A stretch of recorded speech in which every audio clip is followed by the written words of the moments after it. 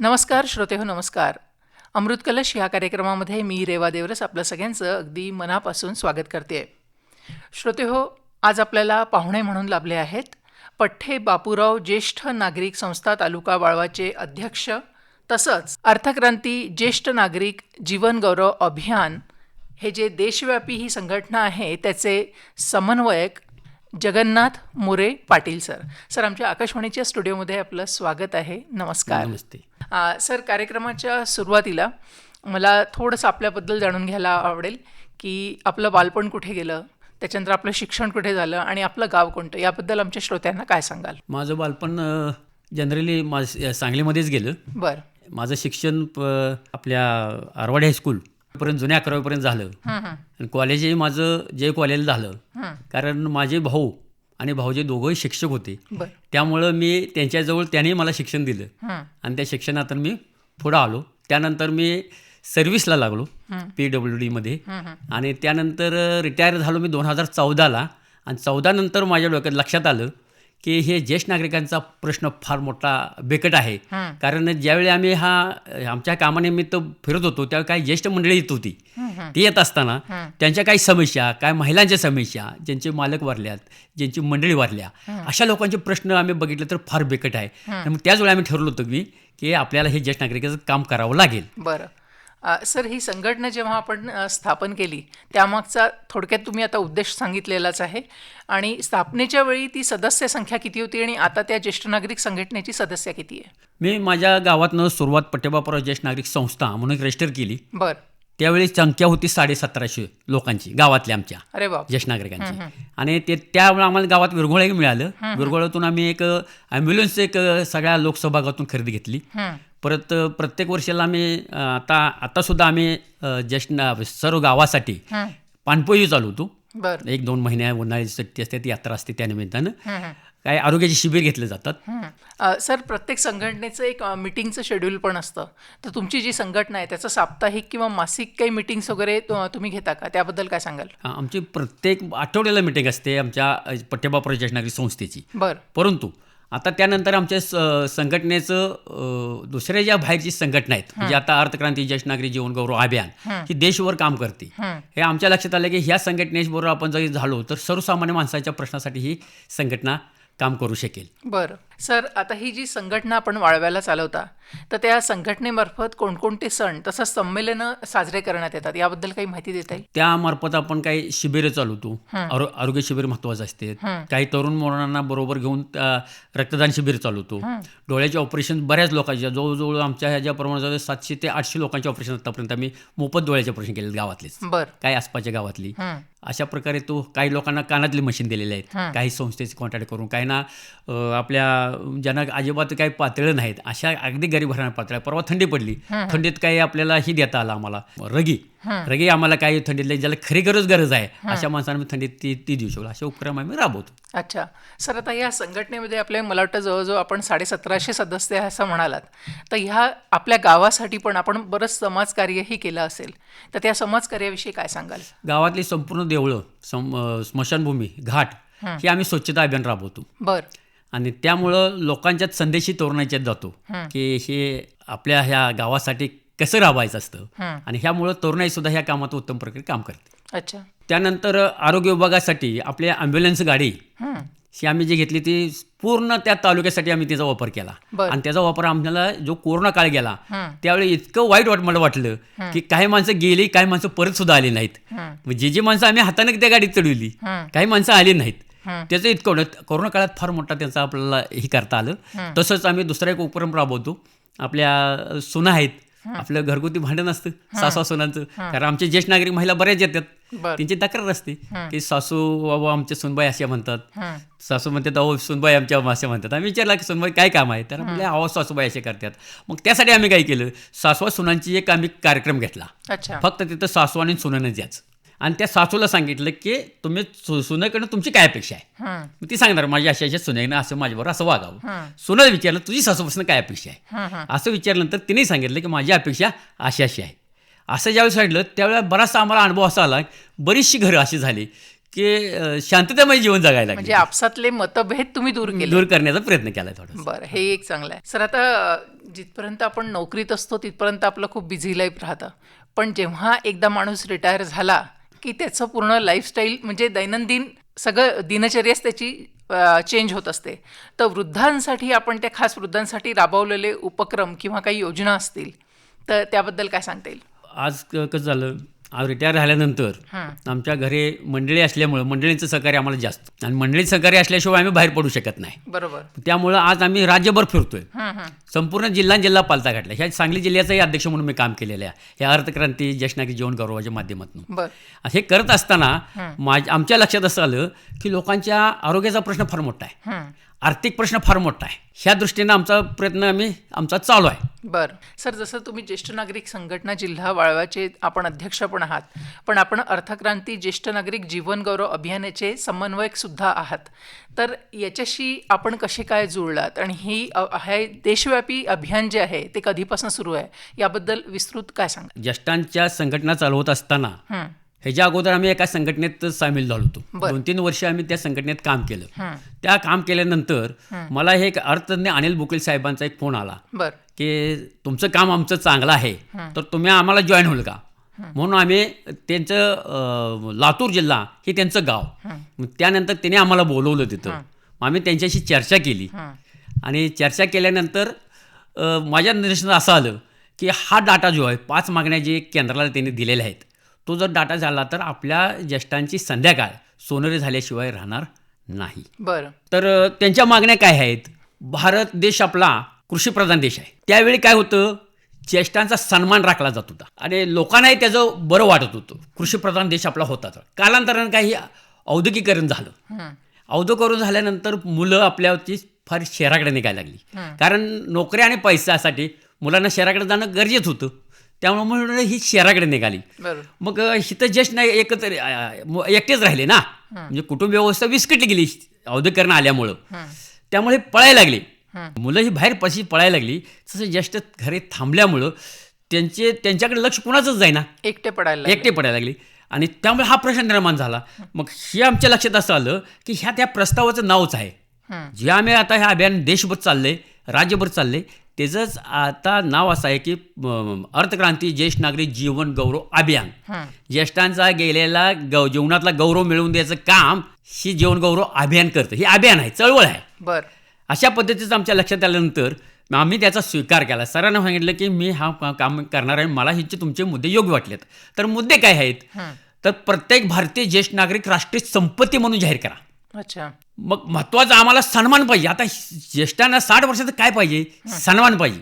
त्यांच्याकडे 60 वर्षानंतर जात धर्म पंथ पार्टी पक्ष काय नाही.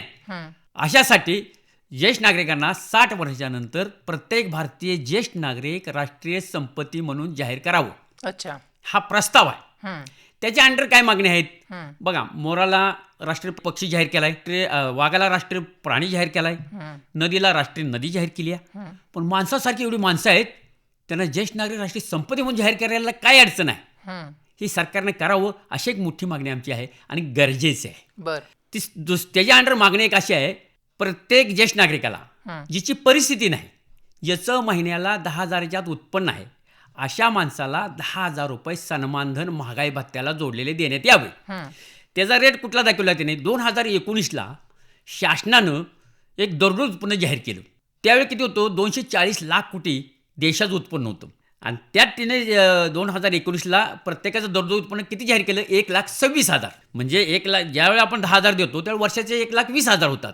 मग त्या म्हणण्याप्रमाणे ही आपण मागणी केलेली आहे. आता ते दर वाढून आता 300 लाख कोटीच्या पुढे गेले.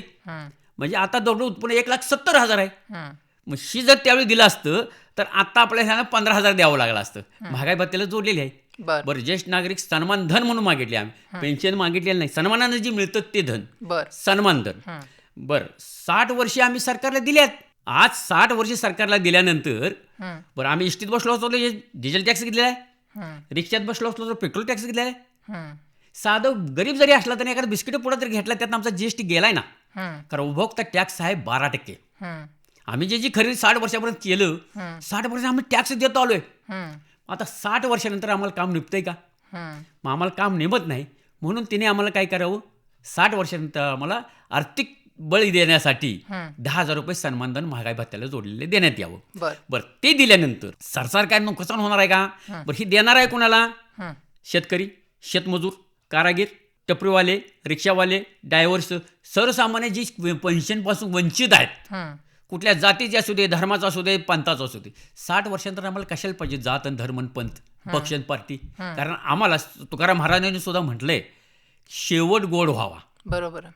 मग शेवट जर आमचा गोड व्हायचा असेल, मृत्यू काय अटळ आहे, मृत्यू आम्ही थांबवू शकत नाही, पण मृत्यू सुंदर करू शकतो आम्ही.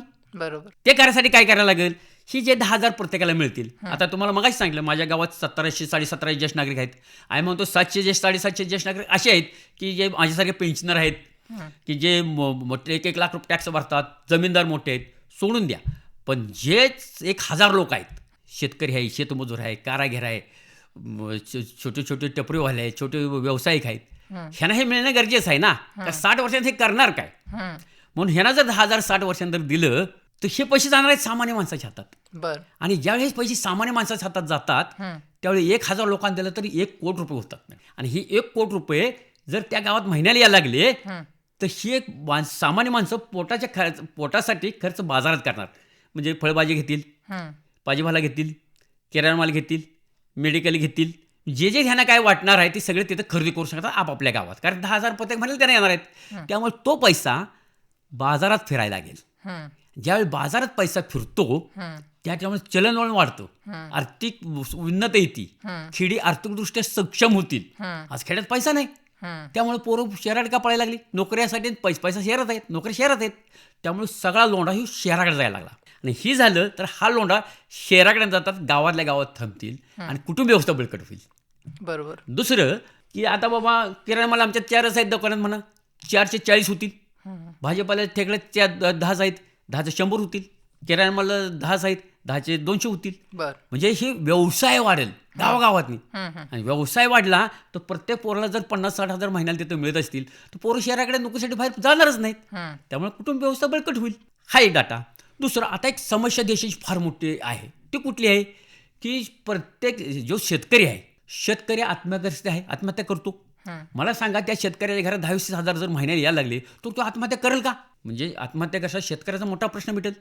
नक्षली भाग आहे, मारणारे आणि मारणारी दोन्ही माणसं आमचीच आहेत. जर त्या नक्षली भागात 10-20 हजार महिन्याला जायला लागले तर तो नक्षली बंदूक कशाला गेलो? हो, मला म्हणलं देश सांभाळतोय मी, कशाला बंदूक घेऊ? बरं, हे प्रत्येक राज्यात मिळणार आहे आणि प्रत्येक राज्याच्या नागरिकाची भावना अशी होणार आहे, देशाविषयी प्रेम निर्माण होईल, देश मला सांभाळतो. अशा दृष्टीनं तो हे 10,000 दिल्यानंतर काय होणार आहे सांगितलं. आता आम्ही पेन्शनर आहोत, आम्ही उत्पन्नदार आहोत, आम्हाला जर दिलं तर आम्ही बँकेतच ठेवणार ना. तो पैसा बाजारात येणार नाही. आणि ज्यावेळी पैसा बाजारात येत नाही तोपर्यंत, आणि जो पैसा बाजारात ज्यावेळी फिरतो त्यावेळी GST रूपानं सरकारला 12% मागं जाणार आहे. सरकारचं काय नुकसान काहीच नाही यात. आणि पैसा ह्या फक्त माध्यम काय आहेत? ही मूळ आहे. ज्येष्ठ नागरिक, आई वडील हे मूळ आहेत. हे मुळाला जर पाणी, खतपाणी व्यवस्थित घातलं तर ते जे येणारे झाडं, पानं, फुलं ही आमची नातवं आहेत, मुलं आहेत. ह्यांचा संगोपन चांगलंच होणार नाही का? तसं मला सांगा, आता ह्याच्या अगोदर गरजा कुठल्या होत्या? अन्न, वस्त्र, निवारा. आता काय झाले? अन्न, वस्त्र, निवारा बरोबर आरोग्य महत्वाचं आहे. आम्हाला लाखो रुपये आरोग्यासाठी जातात. बरोबर. आणि त्याबरोबर 5वे एक महत्वाचे हे आहे शिक्षण. ते कोणाचं? आमच्या नातवाचं. त्यालाही लाखो रुपये शिक्षण जातात नातवासाठी. मग त्या मुलांना आमच्या काय करायचं? माझ्या वडिलांचं आरोग्य बघायचं का त्याचं भविष्य आहे, पोरं तिची आमचे नातू, त्याचं बघायचं. मग पोरांची वडात नव्हती. मग जर आई वडिलांना 10-20 हजार जर महिन्याला मिळत असतील, दवाखान्याचा काही खर्च नाही, जेवायला आम्हाला लई लागत नाही, कारण आम्हाला अन्न, BP, शुगर सगळे आजारच असतात, त्यामुळे खायलाही लागत नाही. पण राहणारा पैसा आमचा कुठं जाणार? राहणारा पैसा जातील आमच्या नातवाच्या शिक्षणाकडे. मग मुलांना आमच्यासाठी काय करावं लागणार आहे का? दवाखाना मोफत आहे, पैसे आम्हाला मिळतात. मग राहिलेलं ते काय होईल? राहिलेला पैसा आणि त्यामुळे मुलाला काहीच करावं लागणार नाही. मुलांना फक्त आम्हाला माया आणि प्रेमच द्यावं लागेल. मग मुलं एकत्र आणि त्यामुळं कुटुंब व्यवस्था बळकट होईल. हा एक त्यातनं प्रश्न निर्माण होईल. बरोबर. तिसरी गोष्ट, आता काय परिस्थिती झाली आहे? वृद्धाश्रम झालेत तयार भरपूर, आणि व्यावसायिक पण बरेच झालेत. वृद्धाश्रमात काही चांगले आहेत, काही वेगळे निदर्शन आमच्या येतं. तर कुठल्या आई वडिलाला असं वाटतं का की आमचं मरण वृद्धाश्रमात यावं? प्रत्येक आई वडिलाला वाटतं असतं की माझं मरण माझ्या मुलाच्या मांडीवर किंवा नातवाच्या मांडीवर यावं. हे करायचं असेल, हे जर झालं तर काय गरजच बसणार नाही ना कोणाला. म्हणून हे महत्त्वाचं आहे. म्हणजे अशा बऱ्याच गोष्टी आहेत. तिसरी मागणी आहे आमची, ॲट्रॉसिटी सारखा दर्जाचा कायदा जर लागू केला तर त्यांना कोण त्रास देणार नाही, त्यांचा सन्मान अबाधित राहील. म्हणजे 60 वर्षांतर तिची ताकद कमी झालेली असते, त्यामुळे तो कोणाला बोलू शकत नाही. मग त्यांचा सन्मान अबाधित राहील का? त्यासाठी अॅट्रॉसिटी सारखा दर्जाचा कायदा, त्या दर्जाचा कायदा तसला लागू करा, ही आमची मागणी आहे. तर 3 मागण्या झाल्या. आरोग्य आणि उच्च दर्जाची आरोग्य सेवा आम्हाला पूर्णपणे मोफत द्या, की स्वतंत्र दवाखाने द्या. जसं इंग्लंडला ज्येष्ठासाठी स्वतंत्र दवाखाने आहेत. म्हणजे तिथं काय कोणाची डिलिव्हरी होणार नाही, तिथं काही लहान मुलाचं ऑपरेशन नाही, फक्त ज्येष्ठांचेच ऑपरेशन होणार आहेत. कारण त्यांची संख्या जिथे आहे की कोटीत आहे, लाखात नाही, कोटीत संख्या आहे. ह्या लोकांची सोय होऊन बसेल. उच्च दर्जाची आरोग्य सेवा जर मोफत मिळाली तर, म्हणजे हे मागणीच आहे आपल्या त्यात. तर पाचवी मागणी आहे की आम्हाला ज्येष्ठ नागरिक सन्मान मंत्रालय स्थापन करा, केंद्रात आणि राज्यात कॅबिनेट दर्जाचं. बरं. साधं आयुक्तालय सुद्धा कोणी मागितलेलं नाही. आयुक्तालय मागून तर काय प्रश्न मिटणार आहेत का? कारण आता आपल्या राज्याची संख्या जवळजवळ 2.25 कोटीच्या आसपास आहे ज्येष्ठांची. देशाची आपल्या ज्येष्ठ काढलं तर आता जवळजवळ 17-18 कोटीवरून 20 कोटीच्या आसपास गाठ्यात आली, ती इतकी संख्या आहे. मग मला सांगा, आता रेल्वे मंत्रालय आहे, 14 कोटी लोक आहेत, त्यात 14 कोटी लोक कामगार आहेत, त्यांच्यासाठी स्वतंत्र मंत्री आहे, मंत्रालय आहे, बजेट आहे. 15 लाखाचं संरक्षण खातं आहे, त्याला मंत्री आहे, मंत्रालय आहे, बजेट आहे. आपल्या शिक्षकांचं सुद्धा ती लोक लाखातच आहेत. मंत्रालय आहे, बजेट आहे, आमदार आहे, त्यांचा मंत्री आहे, ही लोक लाखातच आहेत. पण ही कोटीत आहेत. 18 कोटी 20 कोटीपर्यंत ही जनता गेल्या. आणि ह्या 20 कोटी लोकांचा प्रश्न मिटवायचा असेल, त्याला ज्येष्ठ नागरिक सन्मान मंत्रालय स्थापन होणं गरजेचं आहे, तरच हा प्रश्न मिटणार आहे. आता सध्या काय आहे, समाज कल्याण आणि बाल कल्याण एवढं पिल्लू कुठं दाखवलंय, आणि त्यामुळे हा प्रश्न मिटणं अगदी जटिल झालंय. हो, एवढ्या लोकांचा प्रश्न मिटायचा असेल तर त्यासाठी स्वतंत्र ज्येष्ठ नागरिक सन्मान मंत्रालय स्थापन करण्यात आलं. ह्या 5 मागण्या घेऊन आम्ही सरकारबरोबर लढतोय. बरं. आणि हा लढा असा आहे, ही जर झालं मान्य झालं तर ज्येष्ठाची राहिलेली संध्याकाळ सोनेरी झाल्याशिवाय राहणार नाही. बघा, आम्ही उदाहरण देत असतो कार्यक्रमात, जसं दुभती गाय असती, ज्या चारा आपण कुठपर्यंत देतो, जोपर्यंत ते दूध देते तोपर्यंत. ज्यावेळी दूध द्यायचं कमी येते त्या टायमाला हळूहळू चारा बंद केला जातो, कमी केला जातो. पण ज्येष्ठांचं पण तसंच आहे. ह्यांना जो पण काम करतात चालत्यात 60 पण ठीक आहे, पण ज्यावेळी काम करायचं बंद होईल त्यावेळेस गायीसारखा ह्यांचा चाराही बंद होत जातो ना. ह्या माणसाने जगायचं कसं, हा प्रश्न आहे. म्हणून ह्या नगरात 10,000 रुपये सन्मानधन महागाई भत्त्याला जोडलेले मिळालेच पाहिजे, हा आमचं पहिलं प्राधान्य त्याच्यासाठी आहे. त्याशिवाय ज्येष्ठ नागरिक जगू शकत नाही, कारण तो कुणावर अवलंबून राहणार नाही. तो सन्मानानं जगला आहे आतावर. आम्हाला आता फक्त सन्मानाची संध्याकाळ पाहिजे, आम्हाला आता दुसरं काय नको. सन्मानाची संध्याकाळची आमची गरज आहे, एवढीच मागणी आमची जास्तीत जास्त आहे. आणि तो धरून आम्ही संपूर्ण, आज कोल्हापूरला आंदोलन केलं, पंढरपूरला आंदोलन केलं, आता गणपतीपुळेला आंदोलन आहे, संपूर्ण पुणा, सातारा, सोलापूर, कोल्हापूर, सांगली, आता गोवा आणि रत्नागिरी, सिंधुदुर्ग इथेही आमचं आता आंदोलन चालू झाले. तर त्या माध्यमातून आता आमच्या गणपतीपुळेला मोठं एक आंदोलन आहे की ज्येष्ठ नागरिक सन्मान वारी, जे आम्हाला सन्मानानं मला मागतोय आम्ही. कृपया आता परवाच बघा, एस टी महामंडळाने 200 रुपये आता ते स्मार्ट कार्ड चालू केलं. तिने असं केलं की 200 रुपये भरा आणि सकाळी 6 वाजल्यापासून तुमचे ज्येष्ठ नागरिक, आता माझ्याकडे सगळे फोटो आहेत, त्यांचे फोटो काढून पेपरला बातम्या दिल्यात. अहो सर, स्मार्ट 200 रुपये त्याने घेताय, 60 वर्ष तुम्हाला देतात, मग 60 वर्षापर्यंत तुम्हाला दिलेले आहेत सरकारला दिल्यात. तेवढंच नाही तर प्रत्येक मुलगा 18 वर्षापर्यंत सांभाळलाय का नाही त्यानं, तरुणाचा देश म्हणून ओळखला जातो. ही तरुणाने दिली कुणी? ह्या ज्येष्ठ नागरिकांनी दिल्या ना. 18 वर्ष सांभाळून मग तुमच्याकडे दिलेत ना ती. मग देशासाठी मोठं सुद्धा त्यांचं योगदान आहे. मग अशा लोकांचं तुमचं दुर्लक्ष का? 200 रुपये घेण्यापेक्षा आमचं म्हणणं असं आहे की तुम्ही आधार कार्ड पण आतापर्यंत चालतंय. आत्ताच काय तुम्हाला अडचण आली की आधार कार्डावर चालत नाहीत. दुसरी मागणी, आता माझ्याकडे पत्र आहे, मी आता शिवना भेटणार आहे, प्रत्येक नगरपालिकेच्या महानगरपालिकेच्या अध्यक्षांना भेटणार आहे, आयुक्तांना भेटणार आहेत. त्यांना सांगतोय, कृपया सर 2013ला एक हे मांडलेलं आहे, धोरण मांडलं, ज्येष्ठ नागरिक धोरण. आणि त्या धोरणामध्ये सांगितलं की ज्येष्ठ नागरिकासाठी आम्ही कल्याण निधी काहीतरी करू. तर त्या कल्याण निधी आम्हाला कमीत कमी 3% तरी आम्हाला द्या, की जेणेकरून त्यातले ज्येष्ठांचे प्रश्न मिळतील. सीओ ते करू शकतील, प्रत्येक जिल्हा परिषद अध्यक्ष ते करू शकतील, महानगरपालिकेचे आयुक्त ते करू शकतील. आणि हा प्रश्न ह्या लोकांनी सगळ्यांनी मांडणं पण गरजेचं आहे. आणि ह्याचा पाठपुरावा आम्ही करतो आहोत की त्या भागातल्या ज्येष्ठ नागरिकाचा प्रश्न मिटवण्यास सोपं होईल जाईल. बरं सर, तुमच्या एकंदरीत बोलण्यावरनं मला जाणवत आहे की ज्येष्ठ नागरिकांसाठी जी तुमची तळमळ आहे ती मला तुमच्या प्रत्येक शब्दातनं जाणवते आहे. सर, जसं आपण आपल्या अर्थक्रांती ज्येष्ठ नागरिक जीवन गौरव अभियानाविषयी बोलतो आहे, या अभियानाची आपण उद्दिष्टे आतापर्यंत सांगितलेली आहे, पण हे अभियान पूर्ण देशामध्ये कुठे कुठे राबवलं जात आहे त्याबद्दल काय सांगाल? आपले राष्ट्रीय लेवलची जी टीम आहे, हं, आमचे जे अर्थतज्ञ अनिल बुगल साहेब, हं, आमचे राष्ट्रीय अध्यक्ष विजय देशमुख साहेब, बर ही जी मंडळी हं, मध्यंतरी आता मुर्मू मॅडम आपल्या राष्ट्रपती हं, त्यांनाही भेटले. हं, त्यांनाही सर्व सविस्तर सांगितलं. आपले चित्रफित तयार केलेलं आहे मॅडम. बर ती चित्रफित ज्यावेळी त्यांना दाखवली त्यावेळी त्यांच्या लक्षात आलं की होणे गरजेचं आहे. त्यावेळी त्यांनी उद्गार काढले. मला ते म्हणले, मी त्यांना भेटलो, हं, त्या मॅडमला वगैरे सांगितलं, तिने याला अगदी छान तिने त्यांना दिला, रिस्पॉन्स चांगला दिला. तिने सांगितले हो सर, होणं गरजेचं आहे. हं, ह्यासाठी मी सुद्धा शिफारस केंद्राला करते. बर त्याप्रमाणे त्यांनी शिफारस केली.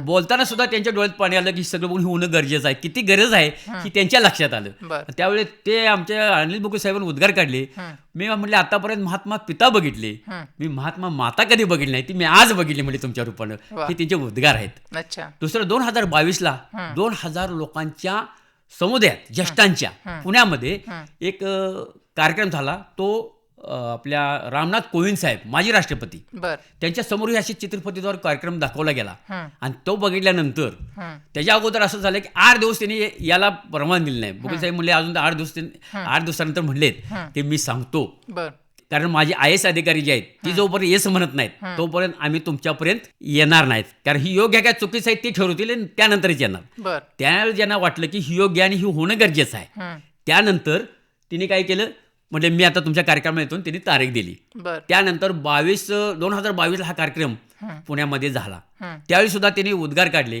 खरोखरच हा कार्यक्रम चांगला आहे आणि हा देशाच्या दृष्टीने फार मोठा मौल्यवान आहे आणि तो होणं गरजेचं आहे. हं, त्यात एक तत्व सांगितलं गेलं, ना व्यक्तीला, ना पार्टीला, ना जातीला, ना धर्माला आमचं मत आमच्या ह्या प्रस्तावाला. वा. आज मला सांगा, आमचे जवळजवळ आता 20 कोटीच्या आसपास ज्येष्ठ नागरिक आलेत. बर तर आणि मग मला असं म्हणायचं आहे, आमच्या 20 कोटी लोकांपैकी बहुतेक 12 कोटी ज्येष्ठ नागरिक आहेत की ज्यांना हे पैसे देणं गरजेचं आहे. हं, अशा 12 कोटींना दिलं तर तो खर्च किती येईल, तर एक 12 ते 14 लाख कोटी हं, खर्च त्यासाठी येईल सरकारला. म्हणजे सरकारच्या उत्पन्नाच्या 4% खर्च हं, ह्यांच्यावर खर्च होणार आहे. एवढं दिलं तर एवढ्या लोकांना हे 10,000 देणार आहे. ह्या तरुणाईला सुद्धा पुढच्या जीवनात शाश्वती मिळणार आहे. अरे उद्या ही झालं की उद्या आपल्याला पण आहे ती हं, ही त्यांनाही जीवनात शाश्वती पुढे मिळाली ना. कारण आता बरीच वस्तू असते की 60 वर्ष झालं कुठं सन्मानधन कोणाला मिळतच नाही. पण देशानं जर असं सांभाळलं तर फार मोठा हा प्रश्न आपल्या देशाचा मिटेल. तो हा संपूर्ण ग्रामीण भागात येईल आणि ग्रामीण भागाचा पैसा फिरेल तर टॅक्स पण सरकारला मिळून जाईल बरं. आणि खेडी आर्थिकदृष्ट्या सक्षम होईल. महात्मा गांधींनी सुद्धा सांगितलं होतं, शहराकडून खेड्याकडे चला. हं, आज काय झालंय, पण हे जर केलं तर खेडे आर्थिकदृष्ट्या सक्षम होईल आणि देश सुधारेल. कारण आपला भारत देश हा खेड्याने बनलेला देश आहे आणि ज्यावेळी खेडी सुधारतात त्यावेळी देश सुधारतो. बरोबर एवढा मोठा ह्याच्यात फार मोठा प्रश्न आहे आणि मी त्यांना सलाम करतो आमच्या ह्या अर्थतज्ञ अनिल बुगल साहेबांना की ज्याने हा आमच्या हापर्यंत पोहोचवला आणि आम्ही हा प्रत्येक माणसापर्यंत पोहोचवण्याचा प्रयत्न करतोय. परवासुद्धा बघा तुमच्या हरिपूर इथं आहे, हरिपूरमध्ये सुद्धा आता कार्यक्रम मोठा झाला आमचा इथं. बर त्याला समाज कल्याणचे अधिकारी आले ते आणि आपले शेरकर मॅडम म्हणून इथं आहेत, हं. डेप्युटी सरपंचच आहेत आता हरिपूरला. त्यांनी कार्यक्रम तो अटेंड केला. हं. पण महिला वगैरे अशा भरपूर आलेल्या त्यांना तो भावला की म्हटलं काय नाही, आपण हा लढा करणं गरजेचं आहे. त्यामुळे आता ते शेअर कमिटी होतील महिलांची सुद्धा. आणि असं केल्यामुळे ही ताकद सगळ्या ज्येष्ठाची जर वाढली तर सगळ्यांच्या लक्षात येईल. कारण सरकार म्हणतोय तुम्ही नुसतं मागून काय करायचं, तळात नोटा होणं गरजेचं आहे ना. मग तळातनी ज्यावेळी मागणी जास्त येते त्यावेळी हे आंदोलन मोठं होतं आणि सरकारला ते देणं भाग पडतं. आणि हा प्रश्न जिव्हाळ्याचा आहे आणि मला सरकारला विनंती करायचं आहे की सरकारने ह्याच्याकडे आपल्या मुलाप्रमाणे बघावं आणि ह्या लोकांची सेवा करण्यास संधी आहे त्याचा फायदा त्यांनी करून घ्यावा. सर, आता जसं बरेच वर्षापासून आपण पठ्ठे बापूराव ज्येष्ठ नागरिक संस्थे वाळवाचे अध्यक्ष आहात, तर बऱ्याचशा ज्येष्ठ नागरिकांना आपण या संघटनेमार्फत मदतही केली आहे अनेक रूपामध्ये. तर याच्यामधला एखादा असा अविस्मरणीय प्रसंग आपल्याला आठवतो का एखाद्या ज्येष्ठांचा? असे बरेच प्रसंग आहेत. काही प्रसंग असे आहेत परिस्थिती चांगली आहे. हं, परवा आम्ही काठीच वाटप केलं. बरं एका माणसानं आम्हाला गावातल्या काठी दिल्या का, म्हणजे आम्ही काय करतो सगळेच काय आम्ही देऊ शकत नाही, कारण आम्ही काय एवढं खर्च केलं तर आम्हालाही परवडणार नाही ना. आम्ही कसं आम्ही फिरतोय तरी आम्हाला अडचण येतो, पैशाशिवाय बाहेर पडताच येत नाही ना. हं, मग आमचंही उत्पन्न कुठलं आहे, आमच्या पगारनं आम्ही भागवत असतो. हं, मग ही दाते जे आहेत त्यांच्याकडे जातो. सर ह्या आपलं मला कसं वाटलं की प्रत्येक गावात बघितलं तर ज्येष्ठांच्या हातात कळकाची काठी नाही तर शिवरीची काठी असते. हं, मग मला वाटतं एवढं सामान मग चौकात चौकात बसतात तर एखादी चांगली गाडी ह्यांच्या हातात जर दिली तर त्यांना किती आनंद होणार ह्या वयात, सन्मान पण राहून जाईल. चांगली काठी माझ्या हातात आल्या म्हणून. असंच मी काही लोकांच्या बरोबर चर्चा केली तर एक जण तयार झाला, एक पोपट पवार म्हणून होता, बरं तो तयार झाला आमच्या गावातला. तर मला मी काट्या देतो. बरं म्हटलं काय अडचण नाही. मग तिने काट्या दिल्या, आम्ही मोठा कार्यक्रम घेतला आणि त्या काट्या वाटल्या. हं, पण असं पण नाही की काही ना मी काट्या कमी पडू शकलो, तेवढे सगळ्यात पुरवू शकलो नाहीत. हं, परिस्थिती असताना सुद्धा एक मंडळी अशी आली, हं, घरचं भरपूर आहे, सगळं आहे, पण म्हणले मला काटेदार पाहिजे, म्हणले मला पोरं काय देणार, म्हणजे मी काय करायचं. हं, मग आता मला पण काही बोलायला येत नाही. हं. मग मी परत गेलो, आम्ही दोघं तिघेच गेलो, दुसरे 2 काट्या घेऊन आलो, त्या मंडळीनं गाड्या दिल्या. म्हणजे असे गाठवून झाली. बरं. काही चष्मे आम्ही वाटप केले. अशा काय महिला होत भेटल्या की म्हणले आम्हाला मला चष्मा देणं, पोरगं म्हणते कशाला पाहिजे चष्मा, हं, काय चष्म्याची गरज आहे तुला, म्हणून मला चष्मा, पण मला पुढे चालताना दिसत नाही, म्हणजे काय करू. मग अशा महिला सुद्धा चष्मा दिली. ही सुद्धा आम्हाला काही वेळ प्रसंगानं वाटतंय की ह्यासाठी देणं गरजेचं आहे. बरं. काही आपल्या पुण्याला वगैरे अशी सर्व्हिसला जी आमची मुलं आहेत, जी चांगल्या पदावर आहेत, हं, त्या मुलांचंही आम्हाला सहकार्य गावाच्या दृष्टीने मिळतं. कसं मिळतं, आता कोरोना काळ होता, ते म्हणले आम्ही गावासाठी ज्या ऑक्सिजनचे नळकांड्या वगैरे असतात हे तुम्हाला देतो, मास्क देतो, ती तुम्ही वाटा. आम्ही म्हटलं ग्रामपंचायत तेवढं द्या. नाही म्हणले ते आम्ही तुमच्याकडे देणार आहे म्हणले, तुम्ही वाटणार असला तर आम्ही देतोय. म्हटलं द्या. मग ते बॉक्स भरून आमच्या दिले ते, आणि आम्हाला आयुर्वेदिक दवाखाना एक सांगलीचा जिल्हा परिषद आम्हाला दिलेला आहे, बरं. विरगोळे केंद्र म्हणून, ग्रामपंचायतीच्या माध्यमातून. हं, तर तिथं आमचं विरगोळे केंद्र स्थापन झालेलं आहे. तिथं आम्ही विरगोळे केंद्राचं काम करतो. तिथं पटेबापूर ज्येष्ठ नागरिक संस्था, हं. चौंडेश्वरी महिला ज्येष्ठ नागरिक संस्था, अशा 2 संस्था कार्य करतात. आणि आता तिसरी अर्थक्रांती ज्येष्ठ नागरिक जीवनगौरव अभियान, 3 संघटना तिथं आता कार्यरत आहेत. हं. आणि त्या 3 संघटनेमुळे आम्ही महिला पुरुष एकत्रित येतो आणि हे कार्यक्रम राबवत असतो. सर, आपला भारत हा संस्कृती प्रधान देश आहे. अनेक म्हणजे अगदी सुरुवातीपासून सगळ्या प्रकारचे सणवार आपण साजरे करत असतो. तर आपल्या या संघटनेमार्फतही आपण वृद्ध लोकांसाठी किंवा ज्येष्ठ नागरिकांसाठी वेगवेगळे सण अर्थातच साजरे करत असाल, तर त्याबद्दल काही सांगता येईल का? आता थोडक्यात बघा, महिलांचा सण नागोबा. हं, नागोबाच्या महिलांना जुनी गाणी चांगली येतात, जुन्या महिलांना, हे नवीन महिलांना काहीच माहीत नाहीत. हं, मग हे थोडंसं ती संस्कृती राहावी हं, म्हणून आम्ही काय करतो, सगळ्या महिलांना एकत्र करतो, सगळ्या ज्येष्ठ महिलांना करतो, नागोबा तयार केला जातो. हं. एक महादेव मंदिर म्हणून तिथं आहे. बरं. महादेव मंदिरामध्ये तो नागोबा ठेवला जातो, तिची पूजा केली जाते, आरती केली जाते. हं. ती डोक्या घेऊन तिथं दुसरीकडे आमच्या तिथं एक 200-300 मीटरवर एक सद्गुरू जंगले महाराज मठ आहे. हं. तिथंपर्यंत गाणी म्हणत तिथंपर्यंत गेली जाते अच्छा. आणि तिथं पुन्हा प्रत्येकाला प्रसाद देऊन तिथं हे केलं जातं. हं, हं, हा एक त्या पद्धतीनं आम्ही करतो, जुने सण जे आहेत अशा पद्धतीने साजरा करतो. हं. शिवजयंती आहे, शिवजयंतीला आम्ही सादर करत असताना तरुण मुलांच्या मध्ये सादर करतो. माझ्या त्याचे फोटो आहेत त्यात सुद्धा, त्याचे पेपरला बातमी आहेत त्या. तर करत असताना मुलांनाही सांगून करतो की शिवाजी महाराजा जसं जे केलं, हं, जसं त्यांचं तत्व आहे त्या तत्वाप्रमाणे तुम्ही राहा. नुसतं डॉल्बे आणणं, नाचवणं हे केलं म्हणजे हे आहे का, शिवजयंती साजरी करणं आहे का, गणपती उत्सव साजरा करणं आहे का, असं त्यांना आम्ही प्रबोधन करतो. आणि चौकात आम्ही थांबून येणाऱ्या प्रत्येक जे मंडळ आहे त्या मंडळाला आम्ही नारळ देतो, कारण ते वाजवत येत असतात. पण काही वेळा आम्हाला अनुभव जेव्हा येतो तेव्हा अगदी हळू आवाजात करून आपलं ते जातात. म्हणजे परिणाम हा चांगला होतो आणि त्यामुळे समाजकार्य त्या निमित्ताने घडून जातं. बरोबर. सर, जसं आपण आता हा ज्येष्ठ नागरिक संघटना जी आपण स्थापन केलेली आहे, अर्थातच ही संघटना स्थापनेमागचं उद्देश हे आहे की ज्येष्ठांच्या समस्या सोडवणे, सगळ्यात महत्त्वाचं म्हणजे त्यांच्या सुखदुःखात आपण सहभागी होणे. तर असा एखादा प्रसंग आपल्याला लक्षात आहे का की ज्यामुळे आपल्याला असं वाटलं की नाही ही ज्येष्ठ नागरिक संघटना मी स्थापन केली तर आज त्याचं एक समाधान तुम्हाला मिळालं, असा एखादा प्रसंग आठवतो का, भावना प्रधान? ज्यावेळी आम्ही आज संघटना स्थापन करत गेलो, हं, काहींचा 1-2-3 प्रश्न असे आले हं, की त्यांच्या जमिनी हं. मुलांनी नावं करून घेतल्या होत्या. अच्छा. मग त्याला माहीत नाही. मग आम्ही काय केलं, एक सामंजस्य करार म्हणून त्याने एक प्रत्येक तहसीलदारला प्रांताच्या मार्फत तो केलेला आहे त्यांनी. बरं. त्याचा अध्यक्ष प्रांत असतात, सचिव तहसीलदार साहेब असतात. हं, मग त्यात एक ज्येष्ठाचा मेंबर एक असतो. हं, मग त्यांना भेटलो, म्हणजे असे काही प्रत्येक तालुक्यात जे प्रश्न आहेत, एक दोन प्रत्येक तालुक्यात प्रश्न येतात, त्याची वाईट परिस्थिती. पण त्यांना हे वाटलं की तितका आनंद त्यांचा बघून हं, की आम्हाला त्याचं समाधान वाटलं, काय शेजारी व्यवस्थित झालं. मुलाने सांगितलं मला मुलाच्या वरती काय करायचं नाही, फक्त त्यांना बोलून आपण त्याचं समजवता करूया आणि हे करूया. मला काही पोरांनी द्यायचं आहे, पण माझ्यावर जे फसवून जर माझ्याने घेतलंय हं, ती मला वाईट वाटते म्हणली. ती त्यांना एकत्र करून आपलं हे करूया. हं. मग अशा पद्धतीने आम्ही त्यांना एकत्र आणलं. त्यानंतर त्यांनाही समाधान वाटलं आणि त्या कुटुंबालाही समाधान वाटलं. अच्छा. असे काही प्रसंग असे येतात. बरं. सर, आज एक ज्येष्ठ नागरिक संघटनेचे आपण अध्यक्ष आहे, गेले कित्येक वर्षापासून आपण काम करता आहे, देशव्यापी संघटनेचे सुद्धा आपण एक समन्वयक म्हणून काम करता आहे. तर आजपर्यंतचा आपला अनुभव आणि आपण केलेलं कार्य हे लक्षात घेता आज आपण आमच्या श्रोत्यांना काय संदेश द्याल की त्यांनी एक समाजाचा घटक म्हणून, एक आपल्या देशाचा एक सक्षम नागरिक म्हणून त्याचं कर्तव्य काय असलं पाहिजे आणि त्यांनी कसं वागलं पाहिजे, याबद्दल आपण त्यांना काय संदेश द्याल? बघा, आता प्रत्येक गावात, प्रत्येक घरात, प्रत्येक कुटुंबात हं, ज्येष्ठाकडे दुर्लक्षित झालं आहे. कारण त्यांना असं सांगायचं आहे आजपर्यंत 60 वर्षापर्यंत तुम्हाला तिने सांभाळले, काही तिने तुम्हाला मागितलेलं नाही, फक्त माया आणि प्रेम द्या. पैसा तिने तुम्हाला कधीच मागितले नाही. तुमचं कुठं जरी दुखलं तर त्याला वाईट वाटतं, अरे माझ्या पोराला काही लागलं का. पण तुमचं सगळ्यांचं तिथं दुर्लक्ष झाल्यामुळं तो एका कोंडाड्यात गेला. कुठल्याच समाजाचं लक्ष त्यांच्याकडे नाही. आणि ही जर लक्ष ह्या तरुणाईने दिलं, तिनेही समजा मला त्यांना संदेश द्यायचा आहे. आज आम्ही 60 वर्षाचा आहे, आज 70 वर्षाचा आहे, 80 वर्षाचा आहे, भविष्यात तुम्हीही होणार आहात, तुम्हाला ही वेळ येणार आहे. आज आज जर तुम्ही तुमचं संस्कार म्हणजे काय, आज जर तुम्ही आईवडिलांना सांभाळलं तर तुमची मुलं तुम्हाला सांभाळतील. तुम्ही जर नाही सांभाळणार तर उद्या पोरगाही तुमचा तसाच करणार आहे. मग काय करणार आहे. हा संदेश आहे माझा आहे त्यांना. कृपया की ज्येष्ठाकडे दुर्लक्ष करू नका, ज्येष्ठांचे लक्ष द्या. हे आई वडील म्हणजे आपला काळजाचा तुकडा आहेत आणि अशा पद्धतीने तुम्ही त्यांच्याकडे लक्ष द्या. बरं. तसंच ह्या संपूर्ण देशभर हे आमचं आंदोलन चालू आहे. हे आंदोलन चालत असताना आमच्या प्रत्येक राज्यातही प्रश्न काय आहे, काही राज्यातही मान्य केलेलं आहे.